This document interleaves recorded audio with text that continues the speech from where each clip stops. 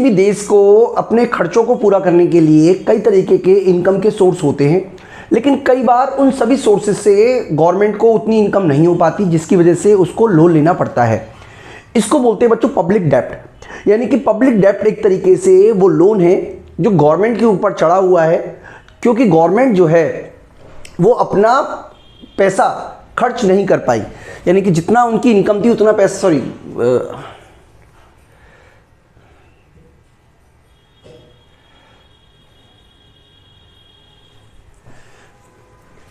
Hello दोस्तों, शुरू से बोलेंगे। तो दोस्तों इस वीडियो के साथ हम स्टार्ट करेंगे एक नया चैप्टर जिसको बोलते हैं पब्लिक डेट्स। देखिए, गवर्नमेंट के पास इनकम के बहुत सारे सोर्सेज होते हैं, लेकिन कई बार वो सोर्स इतने सफिशिएंट नहीं होते कि जो खर्चा है उसको फुलफिल कर सकें। तो इसके लिए बात गवर्नमेंट को कई तरीके के सोर्सेज हैं, कुछ इंटरनल सोर्सेज भी हैं, कुछ एक्सटर्नल सोर्सेज भी हैं, वहाँ से गवर्नमेंट को बोरो करना पड़ता है, लोन लेना पड़ता है। यानी कि गवर्नमेंट के द्वारा अपनी एक्सपेंडिचर को फुलफिल करने के लिए जो लोन लिया गया है उसको बोलते हैं हम पब्लिक डेप्ट। तो यहां पे डेफिनेशन लिखी हुई है कि as a government revenue from taxes and other sources fall short of its expending requirement, the government resorts of borrowing from domestic market and external source. तो बच्चों मैं आपको यह भी बता देता हूं कि सबसे पहले कि गवर्नमेंट जो बोरोइंग है यानी कि पब्लिक डेट्स में और फिजिकल डेफिसिट में अंतर होता है। मैं आपको एक एग्जांपल के थ्रू समझा देता हूं। देखिए, मान लीजिए गवर्नमेंट ने क्या किया, एक्सपेंडिचर, जैसे सपोज कीजिए 2022-23 की बात हम कर रहे हैं कि 2022-23 में गवर्नमेंट ने खर्चा कर लिया मान लीजिए 100 रुपए का, और सभी प्रकार के सोर्सेज से गवर्नमेंट की इनकम हुई 80, तो 20 रुपए का गवर्नमेंट ने क्या किया, बोरो कर लिया, बोरोइंग कर ली। तो इसको बोलते हैं फिजिकल डेफिसिट। फिजिकल डेफिसिट यानी कि जो एक ईयर से रिलेटेड है, लेकिन हो सकता है कि गवर्नमेंट ने 2020 में भी लोन लिया हो, 2010 में भी लोन लिया हो, 2018 में भी लोन लिया हो, 2050 में भी लोन लिया हो। यानी कि पब्लिक डेट्स का मतलब है कि जो लोन गवर्नमेंट के द्वारा लिया गया है उसकी क्यूमुलेटिव वैल्यू कितनी आ चुकी है विद इंटरेस्ट अमाउंट, उसको बोलते हैं पब्लिक डेप्ट्स।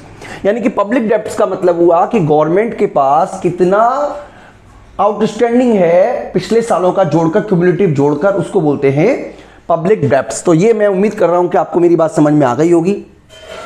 तो पब्लिक डेप्ट्स गवर्नमेंट कैसे कैसे करती है वो हम एक बार डिस्कस कर लेते हैं बच्चों।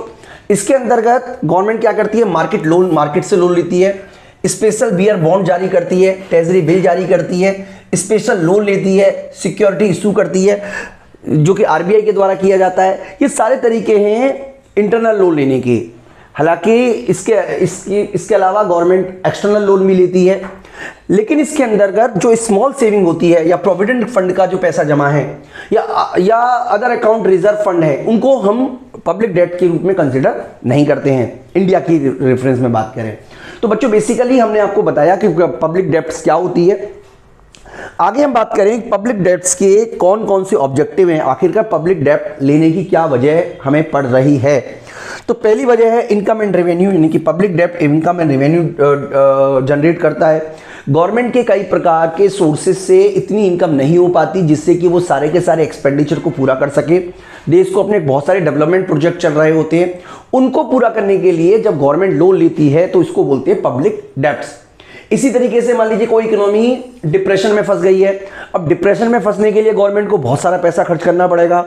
अगर गवर्नमेंट क्या करती है, बोरो करती है विदेशों से या डोमेस्टिक मार्केट से बोरो करती है, तो इन्फ्लेशनरी प्रेशर कम पड़ेगा। अदरवाइज क्या होगा, अगर नई नोट छापेगी तो मार्केट में बहुत सारा पैसा आ जाएगा, सप्लाई गुड्स की होगी नहीं, तो डेफिनेटली कीमतें बढ़ जाएंगी। इसी का मतलब है जो इन्फ्लेशन है उसको दूर करने के लिए, जैसा कि मैंने आपको बताया। इसके अलावा बहुत सारे डेवलपमेंट प्लान गवर्नमेंट चला रही होती है, उनको फाइनेंस करने के लिए गवर्नमेंट को मेट्रो बनानी है, गवर्नमेंट को बुलेट ट्रेन बनानी है, गवर्नमेंट को रोड्स बनाने हैं, पैसा है नहीं, तो डेफिनेटली इसके लिए बोरो करना पड़ेगा। बोरो करके, ताकि गवर्नमेंट, देखिए कोई भी डेवलपमेंट प्लान होगा, अगर गवर्नमेंट डेवलपमेंट एक्सपेंडिचर करती है, बोरो लेके चाहे करे, लेकिन इससे क्या होगा, भविष्य में जाकर हमारी जो प्रोडक्टिविटी है वो बढ़ने को मिलेगी। इसके अलावा गवर्नमेंट बहुत सारे इंटरप्राइजेस को चला रही होती है, उन इंटरप्राइजेस को चलाने में गवर्नमेंट के बहुत सारे एक्सपेंडिचर होते हैं, उनके सेटअप करने के लिए गवर्नमेंट को कई बार बोरो करना पड़ता है। इसके अलावा हेल्थ एंड एजुकेशन सर्विसेज के लिए गवर्नमेंट को बोरो करना पड़ता है, वॉर के लिए करना पड़ता है, बोरो करना पड़ता है। युद्ध हो गया, हमें जहाज भी चाहिए, लड़ाकू जहाज भी चाहिए, हमें प्लेन भी चाहिए, बहुत सारी चीज़ें चाहिए जिसके लिए हमें क्या करना पड़ता है, बोरो करना पड़ता है। यानी कई बार ये गुड्स में ना हो कि हम गुड्स ले लेके बोरो करते हैं। इसके अलावा कोई सोशल सिक्योरिटी हमें प्रोवाइड करानी है या कोई एडमिनिस्ट्रेशन वर्क है, इन सभी वजह से हमें बोरो करना पड़ता है। तो बेसिकली बच्चों हमने यहाँ पे समझाने की कोशिश की कि पब्लिक डेब्ट क्या होता है। तो गवर्नमेंट के द्वारा जो लोन लिया जाता है उसको क्यूमुलेटिव वैल्यू को ही हम पब्लिक डेब्ट कहते हैं। और हमने आपको ऑब्जेक्टिव बताए। यहाँ पे कुछ एडवांटेज एंड डिसएडवांटेज के बारे में भी चर्चा की जा रही है पब्लिक डेब्ट्स के बारे में। तो क्या क्या इसके फायदे हैं? एक तो इससे पैसा आ जाता है, इंक्रीज ओरिजिन ऑफ मनी, एक मनी का सोर्स है। अब इसे चाहो तो आप सेल्फ एक्सप्लेन कर सकते हो, चाहो तो पॉइंट वाइज आप समझ सकते हो। इसके अलावा सूटेबल रीपेमेंट बैलेंस, यानी कि लोन लेने के बाद गवर्नमेंट धीरे धीरे करके उसका पेमेंट कर सकती है। जरूरत इकट्ठी है तो इकट्ठा लोन ले लिया और फिर धीरे धीरे करके उसका पेमेंट कर दिया। इसके अलावा इकोनॉमिक डेवलपमेंट के लिए जरूरी है। अगर कोई नेचुरल क्लैमिटीज आ जाती है तो उसके लिए जरूरी है। वॉर से बचने के, वॉर प्री कंडीशन के केस में भी जरूरी होता है। इसके अलावा कई बार शांति के लिए भी जरूरी होता है, हार्मनी के लिए भी जरूरी होता है। इसके अलावा इन्वेस्टमेंट के लिए जरूरी होता है, पब्लिक वर्क करने के लिए जरूरी होता है, और कई बार नॉन इकोनॉमिक बेनिफिट प्रोवाइड कराने के लिए भी ये जरूरी होता है। तो बच्चों बेनिफिट्स हैं। इसके अलावा डिसएडवांटेज की बात करें तो कई बार एक इकोनॉमी लोन ले लेती है, रिसोर्सेज का मिसयूज करती है। यानी कि गवर्नमेंट ने लोन ले लिया, उसके बाद जिस प्लान के लिए गवर्नमेंट ने लोन लिया है उस प्लान पे पैसा खर्च किया ही नहीं, किसी और प्लान पे जाके पैसा खर्च किया। तो ये एक वजह है जिसकी वजह से इसको बुरा माना जाता है।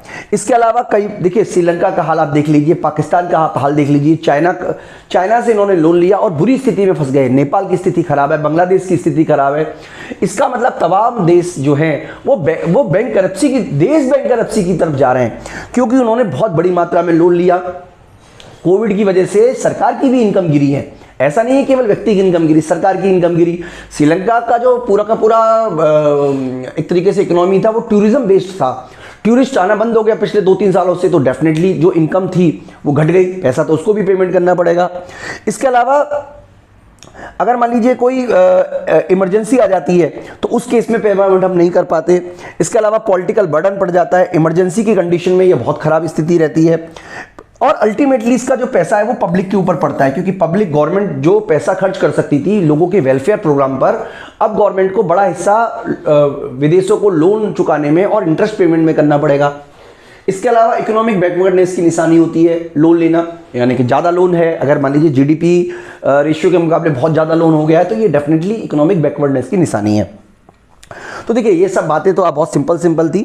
आगे हम बात करते हैं क्लासिफिकेशन ऑफ पब्लिक डेट्स की, यानी कि अब हम आगे समझते हैं कि पब्लिक डेट्स के कौन कौन से क्लासिफिकेशन होते हैं। तो बच्चों कई तरीके के क्लासिफिकेशन पब्लिक डेट्स के एरिया में किए जाते हैं, कुछ के बारे में मैं आपको इस वीडियो के माध्यम से बता दूंगा।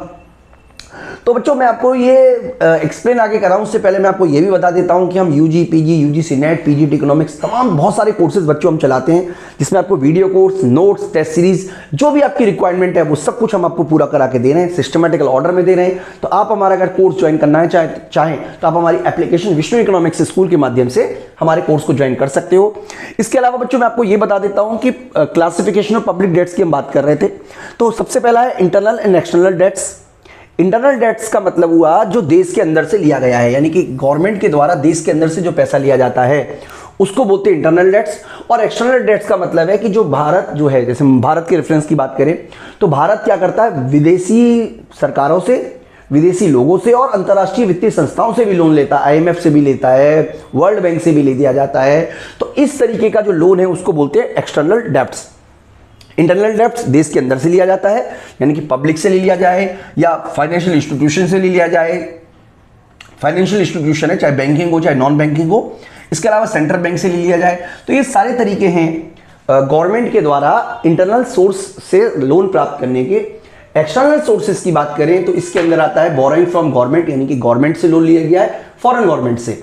इसके अलावा इंटरनेशनल मार्केट से लोन ले लिया गया है, जो कि मार्केट इंटरेस्ट रेट चल रहा होगा उस पर लोन ले लिया गया है, या borrowing from international financial institution जैसे IMF, World Bank, Asian Development Bank और भी तमाम तरीके की इंस्टीट्यूशन है जो चल रहे हैं, जो लोन देने का काम करते हैं। उनके माध्यम से लोन ले लिया गया है, उसको बोलते हैं एक्सटर्नल डेट्स। तो इंटरनल डेट्स, देश के अंदर से लोन मिल गया है आपको, पब्लिक से, इंस्टीट्यूशन से, फाइनेंशियल इंस्टीट्यूशन से, सेंट्रल बैंक से, तो इंटरनल है। और एक्सटर्नल का मतलब है आपको विदेशों से लोन मिल गया, बिल्कुल सिंपल सी बात है। इसके अलावा productive and non unproductive loan, देखिए आपने क्या किया, कोई लोन लिया, लेकिन लोन लेने का पर्पज क्या है? लोन लेने का पर्पज है आपका मेट्रो बनाना, लोन लेने का पर्पज है आपका रोड बनाना, लोन लेने का पर्पज है आपका बुलेट ट्रेन बनाना, लोन लेने का पर्पज है आपका इरिगेशन फैसिलिटी डेवलपमेंट करना, कम्युनिकेशन फैसिलिटी डेवलप करना। तो ये सारे के सारे कहलाते हैं प्रोडक्टिव डेब्ट्स। और अनप्रोडक्टिव होते हैं जो कि आप इसलिए ले रहे हो क्योंकि वॉर पे आपको खर्चा करना है, कोई फैमिली आ गई उस पर खर्चा करना है, कोई रिलीफ फंड आपको देना है उन पे खर्चा करना है, या आपने इंटरेस्ट पेमेंट करना है उस पर आपको, उसके लिए लोन ले लिया गया है, सैलरी पेमेंट करनी है कर्मचारी के लिए उसको लोन ले लिया गया है। तो इसको बोलते हैं अनप्रोडक्टिव लोन। देखिए जो प्रोडक्टिव लोन होते हैं वो इस काबिल होते हैं कि भविष्य में जाकर अपना पेमेंट कर सकें, लेकिन जो अनप्रोडक्टिव लोन है वो एक देश के ऊपर बर्डन ही साबित होते हैं। तो ये बच्चों आपको समझना है। इसके अलावा अगला जो हमने बता रहे हैं वो है रिडीमेबल एंड अनरिडीमेबल लोन। देखिए रिडीमेबल लोन वो है जिसमें गवर्नमेंट जब लोन लेती है तो उसी दिन डिसाइड कर देती है कि किस तारीख को ये रिडीम किया जाएगा, यानी कि जिसमें मैच्योरिटी की जो डेट है वो प्री डिटरमाइन होती है, इंटरेस्ट रेट प्री डिटरमाइन होता है, और सरकार मैच्योरिटी आने पर इंटरेस्ट और प्रिंसिपल अमाउंट दोनों ही वापस कर देती है। इनरिडीमेबल डेट्स वो होती है जिसमें सरकार प्रिंसिपल अमाउंट को वापस नहीं करती है, मतलब लोग चाहेंगे तो वापस नहीं करेगी, सरकार चाहेगी तो वापस कर सकती है, यानी कि वो ट्रांसफरेबल हो सकते हैं, लेकिन सरकार जो प्रिंसिपल अमाउंट है वो वापस नहीं करती, ना कभी करती ही नहीं है। और समय आने पर या जो भी समय होता है उस पर सरकार जो इंटरेस्ट है वो पेमेंट करती रहती है। यानी कि जैसे 20 साल 30 साल के लिए अगर आप सरकारी बॉन्ड बाय करते हो तो वो रिडीमेबल डेब्ट्स है, यानी कि गवर्नमेंट वापस तो करेगी, लेकिन इनरिडीमेबल में कोई भी डेट नहीं होती है, प्रिंसिपल अमाउंट वापस करने की कोई पर्टिकुलर डेट नहीं होती है, इंटरेस्ट अमाउंट रेगुलर बेसिस पे जो भी गवर्नमेंट ने प्रोविजन किया उस बेस पे वापस कर देती है। अगला हम बात करें फंडेड एंड अनफंडेड डेब्ट्स में, तो जो फंडेड हैं वो लॉन्ग टर्म के लिए होते हैं, उनमें डिफाइन होता है, इंटरेस्ट रेट डिफाइन होता है, मैच्योरिटी पीरियड डिफाइन होता है, टर्म एंड कंडीशन डिफाइन होती है, और ये लॉन्ग पीरियड के लिए होते हैं, और इंटरेस्ट रेट का पेमेंट करना है, कैसे पेमेंट करना है, सब कुछ डिटरमाइन होता है। यानी कि इसके लिए सरकार प्रॉपर प्लान बनाती है।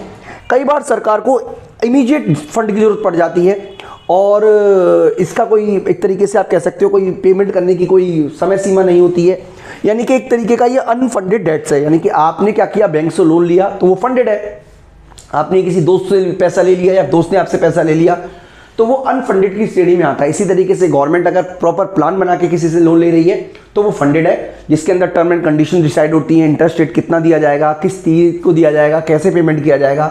और अनफंडेड का मतलब है जिसमें सरकार पेमेंट रिसीव कर लेती है, हालांकि ये शॉर्ट टर्म के लिए ही होता है, लेकिन इसमें कोई भी डायरेक्शन गवर्नमेंट डिसाइड नहीं करती है। इसी तरीके से बच्चों वॉलंटरी एंड कंपलसरी है। देखिए वॉलंटरी तो आप जानते ही होंगे, गवर्नमेंट क्या करती है, बहुत सारे बॉन्ड जारी करती है, अगर आप उनको खरीदते हो तो आपको 1.5 लाख रुपए तक का इनकम टैक्स में रिबेट मिलती है भारत में। एनएससी है, नेशनल सेविंग सर्टिफिकेट है। इसके अलावा गवर्नमेंट कई तरीके के बॉन्ड जारी करती है, आप चाहो तो ट्रेजरी बिल बाय कर सकते हो। ये सारे के सारे वॉलंटरी है, यानी कि हमारे ऊपर कोई कंपल्सन नहीं है कि हम इसको बाय करें, तो ये क्या कहलाएगा बच्चों, वॉलंटरी डेब्ट्स। कंपल्सरी डेब्ट्स वो होती है जिसमें सरकार एक प्रोविजन कर देती है कि हर व्यक्ति को इतने पैसे का तो बॉन्ड बाय करना ही पड़ेगा। एक तरीके से व्यक्ति जो है वो लीगल बाउंड है उस बॉन्ड को बाय करने के लिए, यानी कि लीगली उसको बाय करना पड़ता है। और ऐसा आमतौर पर गवर्नमेंट तब करती है जब कोई इमरजेंसी सिचुएशन आ जाती है। तो ये कहलाता है बच्चों कंपल्सरी एंड वॉलंटरी। कंपल्सरी में बेसिकली गवर्नमेंट इस तरीके का प्रोविजन कर देती है जिसमें बोरोवर को इस तरीके के लोन सरकार को देने ही पड़ेंगे, जबकि वॉलंटरी में इच्छा अनुसार वो सिक्योरिटी या बॉन्ड बाय कर सकता है। इसी तरीके से बच्चों short term, medium and long term loan होते हैं। शॉर्ट टर्म लोन में बेसिकली क्या होता है कि ये शॉर्ट पीरियड के लिए होते हैं। शॉर्ट पीरियड का मतलब 1 महीना या सॉरी इसका मतलब बेसिकली 3 महीने से स्टार्ट होके और 1 ईयर तक जाता है, तो ये कहलाता है short term loan. Medium term में जो लोन की जो पीरियड है वो 1 ईयर से लेकर है बट लेस देन 10 ईयर, और 10 ईयर से अगर ऊपर लोन लेती है तो वो लॉन्ग टर्म लोन में आता है। यानी कि पीरियड के हिसाब से भी इसको हम डिसाइड कर सकते हैं कि लॉन्ग रन है या शॉर्ट रन है। तो बच्चों ये सारे के सारे हमने पॉइंट आपसे डिस्कस किए, जिसमें हमने बेसिकली आपको क्लासिफिकेशन बताया है कि किस किस तरीके से आप पब्लिक डेट्स को क्लासिफिकेशन कर सकते हो बच्चों। तो इस वीडियो में मैं आपको इतना ही करा रहा हूं, अभी के लिए इतना ही। थैंक यू दोस्तों। अब हम इस वीडियो में आपके साथ डिस्कस करते हैं method of repayment of debts, यानी कि गवर्नमेंट ने लोन तो ले लिया, अब लोन लेने के बाद वापस भी तो करना है, ऐसा तो है नहीं कि गवर्नमेंट का वापस नहीं करना होगा।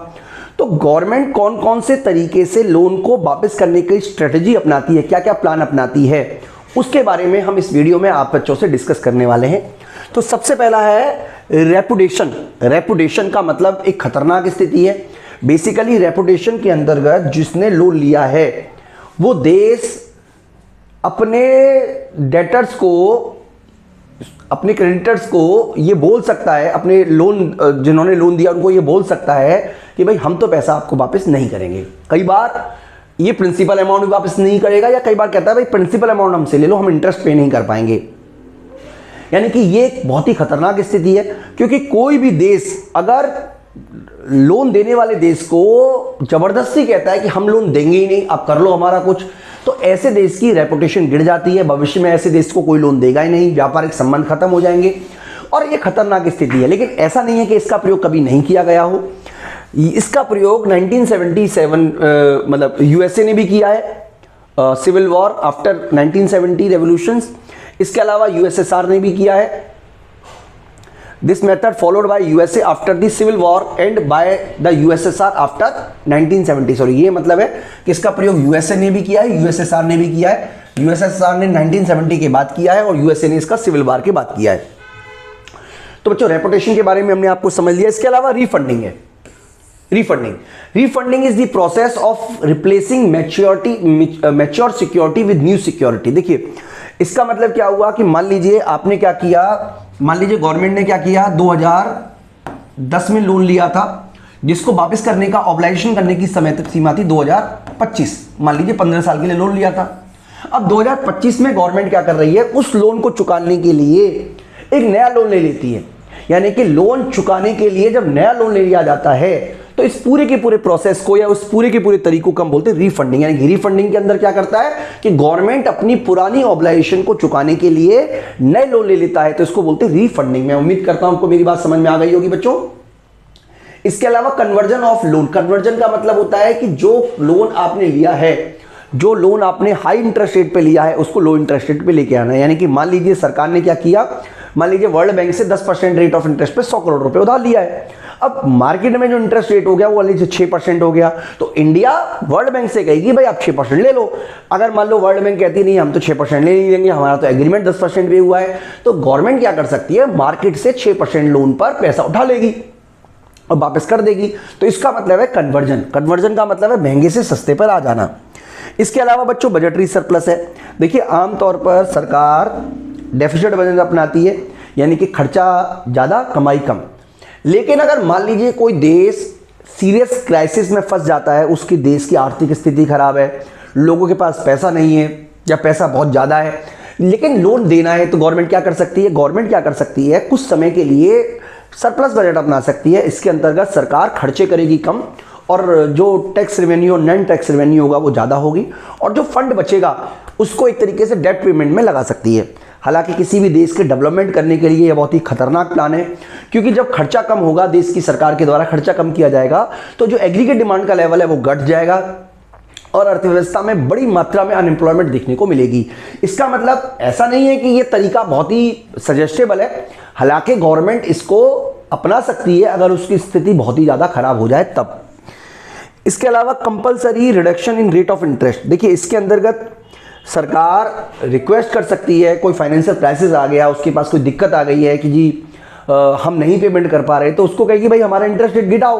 तो ये भी एक तरीका हो सकता है। हालांकि ये सारे तरीके फाइनेंशियल क्राइसिस में ही यूज किए जाते हैं। इसके अलावा एडिशनल प्रोविजन ऑफ टैक्सेशन।